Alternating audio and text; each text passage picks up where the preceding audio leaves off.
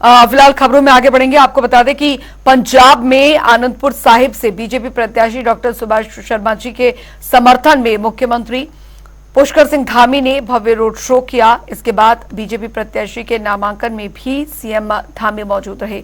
इस दौरान सीएम धामी ने स्थानीय जनता से बीजेपी को भारी मतों से विजयी बनाने की अपील की।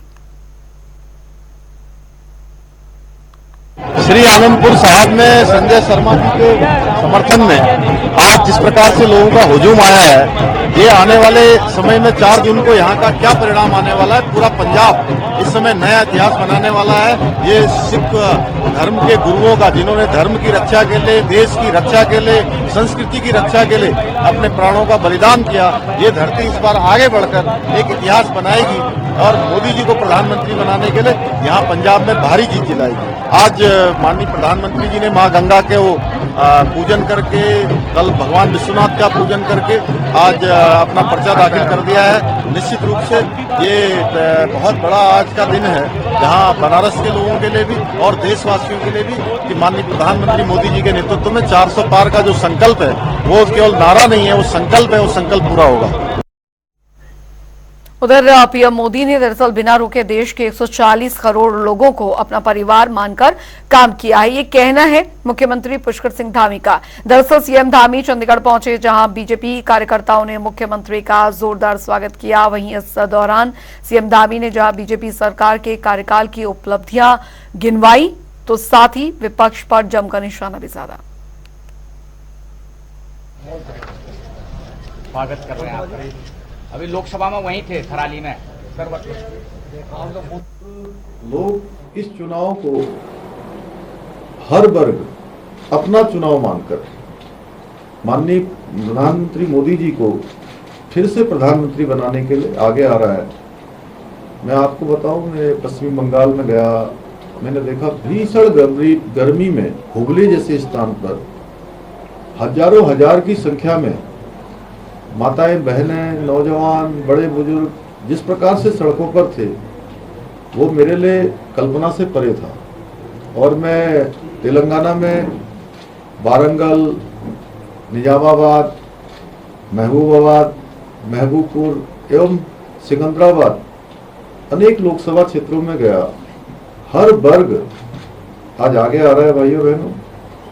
पूर्व, पश्चिम, उत्तर, दक्षिण, कश्मीर से लेकर कन्याकुमारी और अटक से लेकर कटक तक हर व्यक्ति मानता है कि 10 वर्षों के कालखंड में आदरणीय प्रधानमंत्री मोदी जी ने एक पल भी रुके बिना लोगों को अपना परिवार मान के काम किया है। और ये चुनाव जो आदरणीय प्रधानमंत्री मोदी जी की तपस्या है, जो उनका त्याग है, जो परिश्रम है, उसका प्रतिफल मिलने का समय भी है।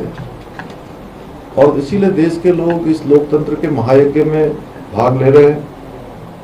हम सभी जानते हैं, जहां जहां भी डबल इंजन की सरकारें हैं, यानी कि राज्य की सरकार और केंद्र की सरकार, दोनों सरकारें एक हैं, वो राज्य तेज गति से आगे बढ़े हैं।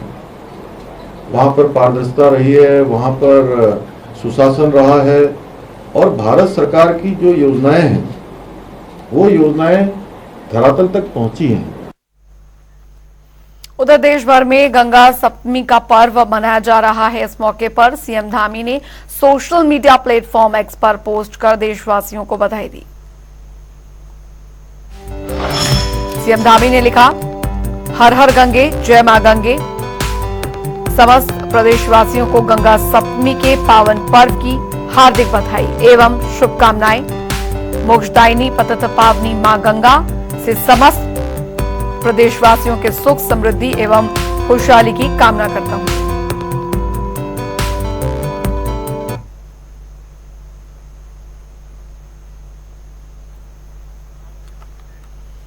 खबरों में आगे बढ़ेंगे। उत्तर प्रदेश में कभी भी निकाय चुनाव का बिगुल बज सकता है। ऐसे में अब निर्वाचन आयोग की ओर से मतदाता सूची में नामों के संशोधन और नाम अंकित कराने के लिए अभियान चलाया जा रहा है, जिससे कि लोग निकाय चुनाव में बढ़ चढ़कर शामिल हो सके। वहीं आपको बता दें कि नगर निगम हल्द्वानी में निर्वाचन आयोग के निर्देश के अनुसार 15 मई तक प्रत्येक वार्ड में मतदाता सूची में छूटे मतदाताओं के नाम जोड़ने का काम किया जा रहा है।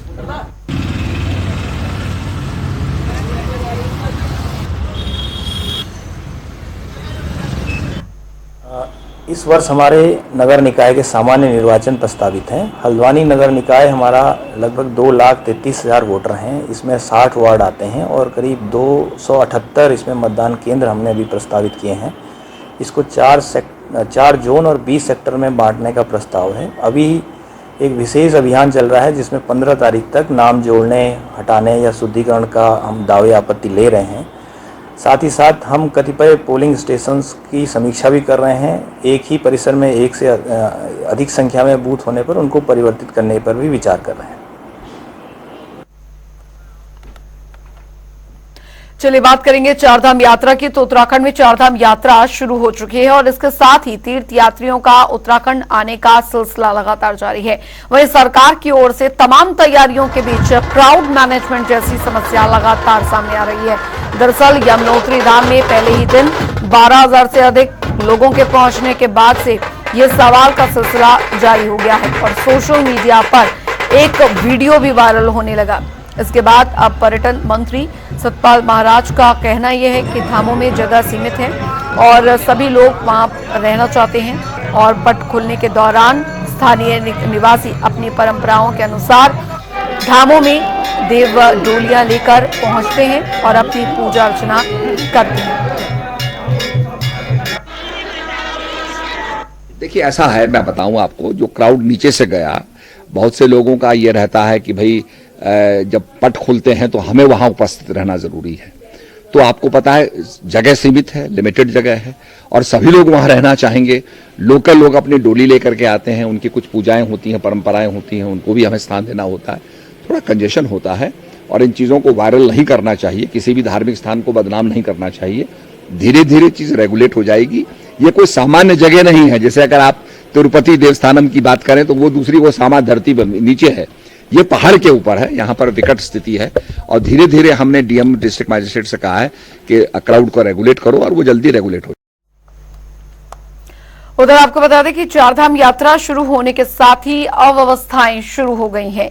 यमुनोत्री से लेकर गंगोत्री हाईवे पर जगह जगह पर यात्री परेशान हैं। इधर बद्रीनाथ के पंडित पुरोहितों का भी कहना यही है कि अव्यवस्थाओं के चलते श्रद्धालुओं को बगैर दर्शन के वापस लौटना पड़ रहा है। ऐसे में अब कांग्रेस ने चारधाम यात्रा के दौरान हो रही अव्यवस्था पर राज्य सरकार को घेरा है। उनका कहना है कि सरकार सिर्फ बयानबाजी करती है, धरातल पर कोई तैयारी सरकार ने चारधाम यात्रा को लेकर नहीं की। यही वजह है कि श्रद्धालुओं को काफी परेशानियों का सामना करना पड़ रहा है।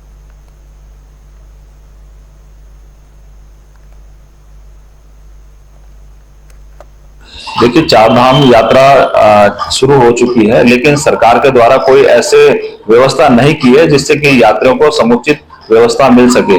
आज चारधाम यात्रा की अगर हम बात करें तो सरकार का बयान आया था कि यहाँ पे जो वीआईपी दर्शन वो हम बंद कर देंगे, लेकिन ये खुद नियम बना रहे, खुद इसको तोड़ रहे। वीआईपी व्यवस्था आपने खत्म करी, सबसे पहले मुख्यमंत्री जाके दरबार में पहुंच गए, उसके बाद इनके दूसरे नेता वहां पे आ रहे हैं। तो इनकी ओर से ऐसे कोई नियम नहीं बनाए गए हैं जिससे कि आम लोगों को परेशानी ना हो सके। तो सड़कों की देखो कितनी बुरी हाल है, आप रहने की वहां पे कोई व्यवस्था नहीं है, ऐसे कोई होटल नहीं है जहाँ पे कि यात्रियों को वहां पे ठहराया जा सके। स्वास्थ्य के लिए उन्होंने ऐसी कोई व्यवस्था नहीं करी। कई लोग अभी हृदय गति रुकने से वहां पे उनकी डेथ हो गई है। सरकार को जगह जगह पे कैंप लगाने चाहिए थे, उनकी स्वास्थ्य को ध्यान में रखते हुए। जो ऋषिकेश से यात्रा शुरू होती है, सबसे पहले तो उनका टेस्ट वहां पे होना चाहिए था, उसके बाद दूसरा पड़ाव होता वहां पे टेस्ट होना चाहिए था। ये सारी व्यवस्था को सरकार को देखना चाहिए था। आज चारधाम यात्रा पूरी अस्त व्यस्त हो रखी है। चारधाम यात्रा की शुरुआत में ही जिस तरीके से अव्यवस्थाएं हावी हो गई हैं, उससे साफ पता लग रहा है कि सरकार ने जो है चारधाम यात्रा को गंभीरता से नहीं लिया, कोई होमवर्क नहीं किया, कोई तैयारी नहीं की। विपक्ष लगातार जो है सरकार को चेताने का काम कर रहा था। यमुनोत्री धाम के पैदल मार्ग में जिस तरीके से श्रद्धालुओं का जन सैलाब उमड़ा, वहां पर प्रशासन की कोई व्यवस्थाएं नजर नहीं आई। आप देखिए कि हजारों श्रद्धालुओं को जो है दर्शन किए बिना जो है वापस जाना पड़ा। वही स्थिति बद्रीनाथ धाम के जो है कपाट उद्घाटन के अवसर पर नजर आई। वहां भी जो है इतने संख्या में श्रद्धालु पहुंचे कि प्रशासन की व्यवस्थाएं चरमराती हुई नजर आई। आखिर व्यवस्थाएं बनाने की जिम्मेदारी किसकी है? ऑफलाइन रजिस्ट्रेशन के दौरान हरिद्वार में भी जो है व्यवस्थाएं हावी रही, पुलिस को लाठियां बाजनी पड़ी और श्रद्धालुओं के साथ अभद्रता हुई। आखिर इससे प्रदेश की छवि खराब हो रही है। चारधाम यात्रा को लेकर के पर्यटन विभाग और प्रदेश सरकार बड़े बड़े दावे कर रही थी, लेकिन धरातल पर जो है व्यवस्थाएं नजर नहीं आ रही हैं।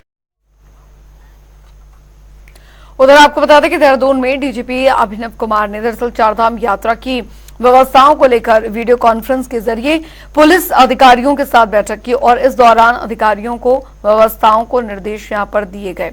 वहीं इस पर जानकारी देते हुए डीजीपी अभिनव कुमार ने बताया कि यात्रा शुरू हुए 5 दिन हो गए हैं। इस दौरान जो भी समस्याएं सामने आई हैं उन पर विचार विमर्श किया गया।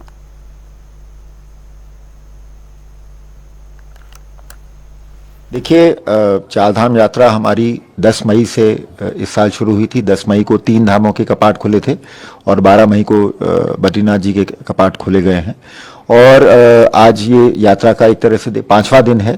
तो शुरुआत के दिनों में जो भी जिले स्तर पे और लोकल लेवल पे, थाने स्तर पे यात्रा के दौरान जो भी मतलब सिचुएशन आई थी या जो भी समस्याएं आई थी उनकी समीक्षा करने हेतु और लोकल एसपी से उनके बारे में जो भी उनके जो उन्होंने अभी शुरू के दिनों में जो भी चैलेंजेस फेस किए हैं उनको दूर करने के बारे में उनसे मैंने विचार विमर्श किया था। तो और उसके बाद विचार विमर्श के बाद कुछ चीज़ें सामने आई हैं जिसपे उनको निर्देशित भी किया गया है। कुछ चीज़ें ऐसी हैं जिसमें हम टूरिज्म डिपार्टमेंट से या और डिपार्टमेंट से भी रिक्वेस्ट कर रहे हैं कि हमें मदद मिले। उधर हरिद्वार में चिला मार्ग का काली मंदिर से प्राचीन चंडी देवी पैदल मार्ग की टूटी फूटी क्षतिग्रस्त सड़क के पुनर्निर्माण किए जाने की मांग के साथ वन विभाग ने चंडी देवी पैदल मार्ग पर तालाबंदी कर दी है, जिसके विरोध में पूर्व कृषि उत्पादन मंडी समिति अध्यक्ष संजय चोपड़ा की ओर से स्थानीय दुकानदार और चंडी देवी दर्शन करने वाले दर्शनार्थियों के साथ वन प्रभाग की तानाशाही के विरोध में जोरदार प्रदर्शन किया और मुख्यमंत्री पुष्कर सिंह धामी, वन मंत्री सुबोध उनियाल से संयुक्त रूप से मांग की। जबरन की गई तालाबंदी से मां चंडी देवी दर्शन करने वाले तीर्थ यात्रियों को परेशानी का सामना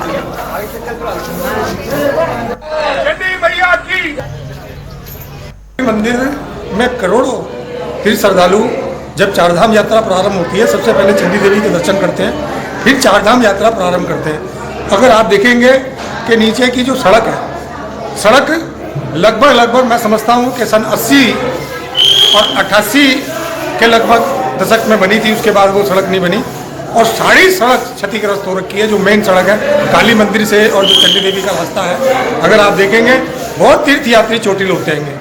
तो मेरा तो आपके माध्यम से अनुरोध है माननीय मुख्यमंत्री जी से और वन मंत्री सुबोध उनियाल जी से कि तत्काल प्रभाव से चंडी देवी मंदिर का जो मार्ग है उसकी सुध लें और इस सड़क का निर्माण वन प्रभाग के माध्यम से कराएं। मैं जब मंडी का चेयरमैन था, कृषि उत्पादन मंडी समिति का चेयरमैन था, उस वक्त मैंने 40 लाख रुपया का पास किया था और वन प्रभाग की परमिशन भी थी। उसके बाद भी वन प्रभाग ने मुझे कार्य नहीं करने दिया।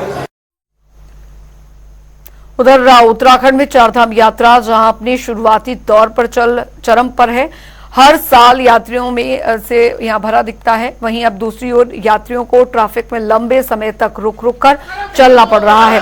समय से यात्रा न होने के कारण यात्री भी काफी नाखुश दिख रहे हैं। बात करें गंगोत्री धाम की, जहां सुबह से लेकर शाम तक यात्रियों का जमावड़ा देखने को मिलता था, वहीं अब मंदिर के प्रांगण और साथ ही घाट सुनसान है।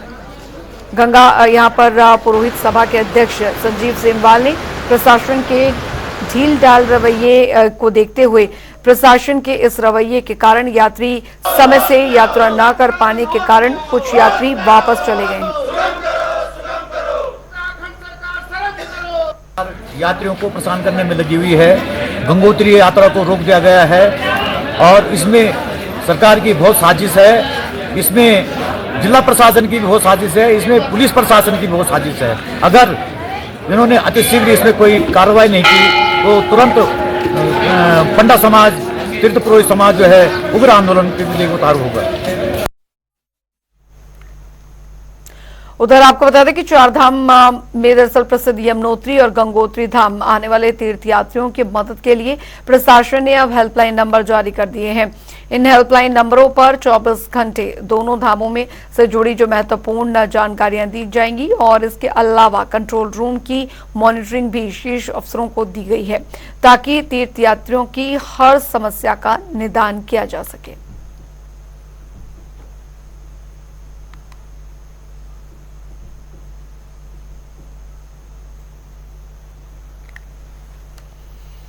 उधर चारधाम यात्रा के दौरान यातायात को सुचारू और सुव्यवस्थित रूप से संचालित कराए जाने के लिए ADG law and order SP Anshuman ने दरअसल पुलिस मुख्यालय में वीडियो कॉन्फ्रेंस के दौरान बैठक की और बैठक में चारधाम यात्रा में श्रद्धालुओं और यात्रियों की अत्यधिक भीड़ और यातायात जाम की तैयारियों की समीक्षा पर चर्चा की गई।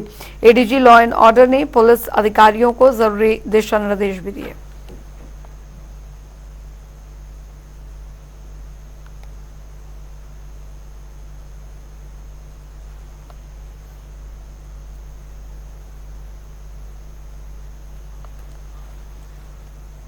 उधर आपको बता दें कि हल्द्वानी में पेयजल संकट लगातार गहराता जा रहा है। आपको बता दें कि जल संस्थान के ओवरहेड टैंक से पानी भरने के लिए टैंकरों की लाइन लगी हुई है। शहर के अलग अलग हिस्सों में पेयजल संकट गहरा गया है। हालत इतनी खतरनाक हो गई है कि अब आधे शहर की आबादी को पेयजल टैंकरों का सहारा लेना पड़ रहा है। वहीं डीएम नैनीताल का कहना है कि पूरे जिले में 32 टैंकर लगाए गए हैं। हल्द्वानी शहर के आवास विकास इंदिरानगर और दम्बाग आपको बता दें कि में पेयजल टैंकरों से लगातार सप्लाई की जा रही है।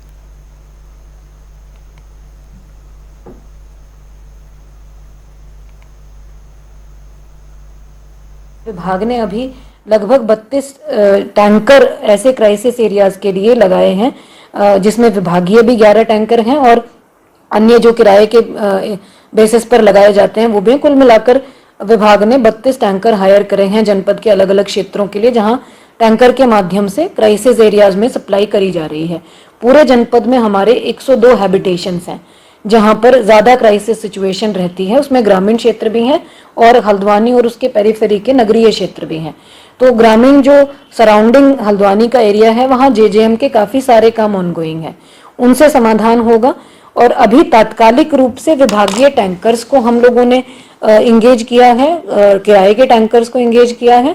इसके साथ जो हमारे ऐसे ट्यूबवेल हैं, 4 हमने ऐसे ट्यूबवेल आइडेंटिफाई करे हैं हल्द्वानी नगर में जो बार बार खराब होते हैं, उनमें स्पेयर मोटर, स्पेयर पंप इत्यादि रखवाने की व्यवस्था भी करी जा रही है ताकि रिस्पांस टाइम जो है रिपेयर का वो कम से कम किया जा सके। चलिए रुक करेंगे आप 2 मिनट में 10 बड़ी खबरों की ओर फटाफट अंदाज में। चारधाम यात्रा को लेकर कांग्रेस ने सरकार पर उठाए सवाल, कहा सरकार करती है बयानबाजी। चारधाम में श्रद्धालुओं के आने का सिलसिला जारी, बद्री केदार धाम में चल रहा पुनर्निर्माण का कार्य। बीजेपी प्रदेश महामंत्री का बयान, कहा मास्टर प्लान के अंतर्गत दोनों धामों का विकास। चारधाम यात्रा की व्यवस्थाओं को लेकर डीजीपी अभिनव कुमार ने ली बैठक, सभी अधिकारी रहे मौजूद, व्यवस्थाओं को लेकर दिए दिशा निर्देश। निकाय चुनाव को लेकर प्रशासन की तैयारी, मतदाता सूची में नामों का हो रहा संशोधन, प्रशासन की ओर से चलाया जा रहा अभियान। लेखक रिस्किन बॉन्ड की नई किताब का हुआ विमोचन, 90 साल पूरे होने का भी मनाया जश्न। मसूरी में ड्रोन के माध्यम से यातायात व्यवस्था की होगी निगरानी, नियमों का उल्लंघन करने वालों के खिलाफ होगी कार्रवाई। मसूरी में गढ़वाल जल संस्थान की सीवरेज में दरअसल किचन वेस्ट डाले वालों पर कार्रवाई, 100 से भी अधिक लोगों को थमाए नोटिस। देहरादून में फर्जी कॉल सेंटर का भांडाफोड़, 2 लोगों को किया गिरफ्तार, 14 लैपटॉप और 7 मोबाइल फोन बरामद। उत्तरकाशी में पुलिस की ओर से बनाया गया 1 वे ट्रैक और आपका ट्रैक, साथ ही साथ व्यापारियों में फूटा गुस्सा, बोले रोजगार पर पड़ रहा असर। हर्षदा बटसाली एनए हाई स्कूल की परीक्षा में हासिल किए 95% अंक का जिले में किया टॉप, परिजनों को दिया सफलता का श्रेय।